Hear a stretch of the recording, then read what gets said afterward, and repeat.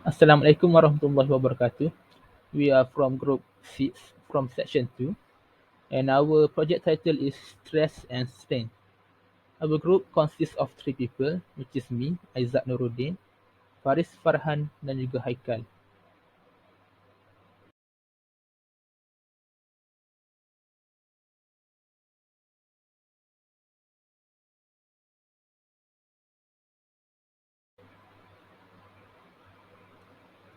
In solid mechanics, a material's strength is defined as its ability to withstand an applied load without failure or plastic deformation. It's defined as the relationship between external loads applied to a material and the resulting deformation or change in material dimension. It is critical to consider these factors when designing structures and machines so that the material chosen has sufficient strength to resist applied loads or force while retaining its original shape. And the ability of a material to withstand this applied load without failure or plastic deformation is defined as its strength.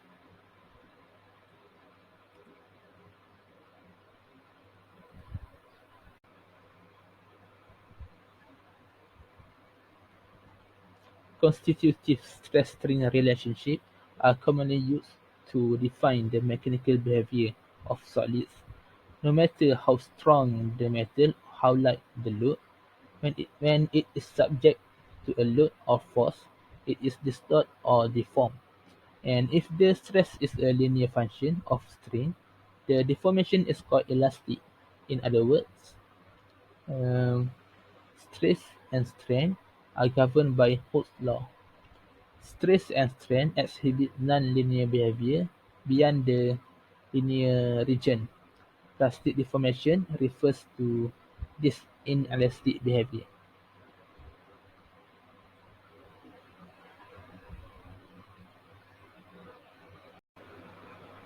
Stress means express the internal force that neighboring particles of a continuous material exert on each other. Meanwhile, strain means the measure of the material's deformation, which is not a physical quantity.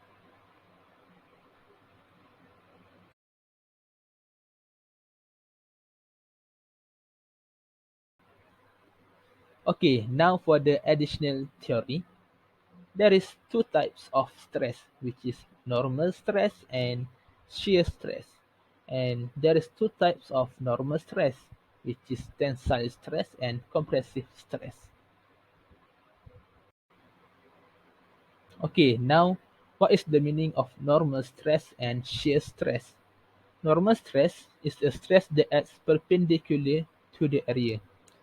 Why? Shear stress is mean shear stress is created in a body where it is subject to two equal and opposing force acting tangentially to the area. Okay, now let's go deeper into learning the normal stress.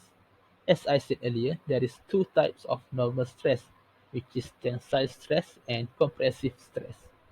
Okay, tensile stress is the stress caused in a body when it is subject to two equal and opposite poles.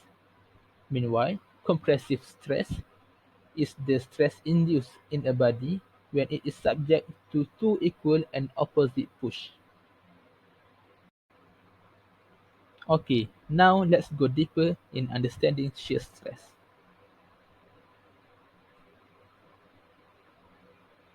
Shear stress is created in a body when it is subject to two equal and opposing forces acting tangentially to the area. Shear strain refers to the strain caused by shear stress. The symbol represents shear stress is tau. It is a letter in Greek. It is defined as the shear resistance to shear area ratio. So, hi, my name is Mama Haikal bin Mama Fauzi, metric number 88200264. So, I will continue our presentation for methodology part. So, in construction and structural engineering, the computation stress and strain is a typical necessity. This computation is usually done in a few steps. To find the normal stress, we must know the force that is applied to the body. For example, when the equal but opposite forces are applied to the bar, we can refer to it as the unit shear loading. This is because the applied loads are along the same axis. The bar will stretch because the two forces are pulling it.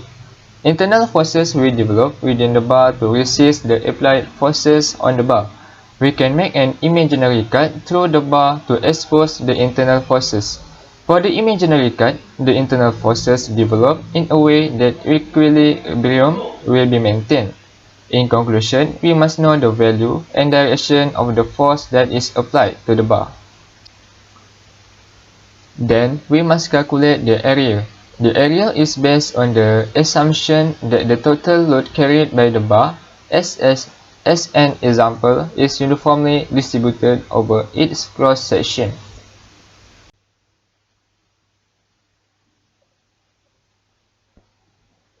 To find shear stress, we can consider where the distribution of forces which are parallel is subjected to the cross-sectional area. Firstly, we need to define the force that is subjected in that situation. Then, we need to calculate the area over which the force acts.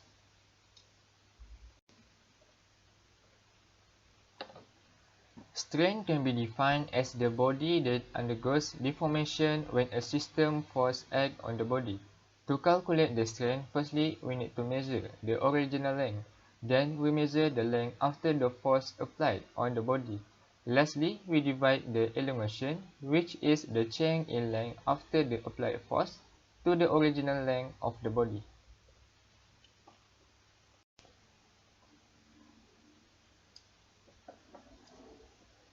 The figure shows the sculpture on the pillar.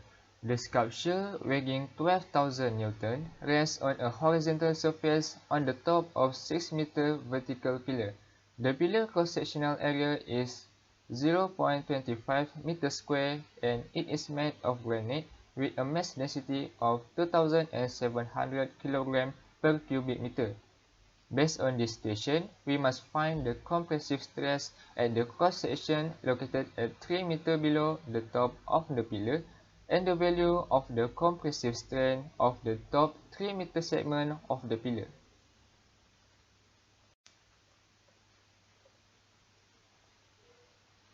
The step to answer this problem is, firstly, find the weight of the 3-meter long top section of the pillar.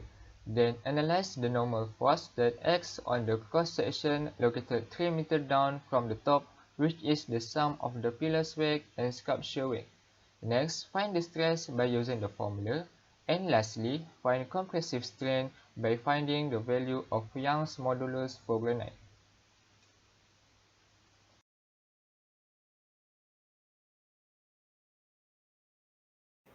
Okay, for the analysis and discussion part, firstly, we must find the volume of the pillar segment for the tower from the height and the cross-sectional area that is given for the tower. We can find the volume of the pillar segment.